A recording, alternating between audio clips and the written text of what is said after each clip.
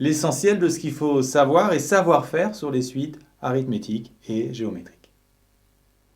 Dans une suite arithmétique, on passe d'un terme au suivant en ajoutant une constante qu'on appelle raison. La définition par récurrence nécessite deux choses.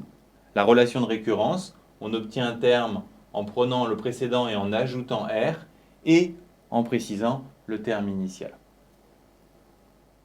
Pour les suites géométriques, cette fois on multiplie par une constante qu'on appelle toujours raison, ce qui modifie la relation de récurrence, on précise toujours le terme initial.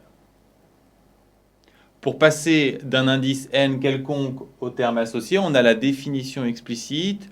Je vous rappelle comment on l'a construit. On part du terme initial et on génère les premiers termes. Pour obtenir U1, on a rajouté une fois R. Pour obtenir U2, on a rajouté 2 fois R. Pour U3, 3 fois R. Et pour UN, N fois R.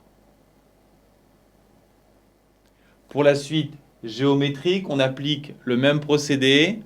Pour obtenir V1, on part de V0 et on multiplie une fois par Q. Pour obtenir V2, on part de V0 et on multiplie 2 fois par Q, autrement dit par Q au carré. Pour V3, par Q au cube. Et pour Vn, par Q puissance n. L'intérêt de partir de U0 ou V0, c'est d'obtenir une formule qui est très simple. Si vous partez de U1 ou de V1, vous avez une addition ou une multiplication en moins, d'où ces formules.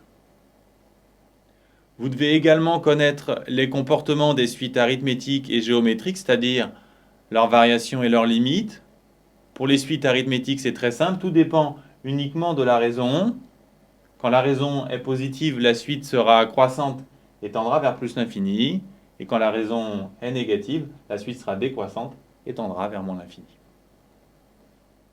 Pour les suites géométriques au programme, le terme initial sera toujours positif, ainsi que la raison. Donc on aura deux cas de figure. Si la raison est plus grande que 1, les termes seront de plus en plus grands, la suite sera croissante, avec une croissance exponentielle, et tendra vers plus l'infini. Si la raison est comprise entre 0 et 1, les termes seront de plus en plus petits, seront décroissants, et ils tendront, attention, vers 0.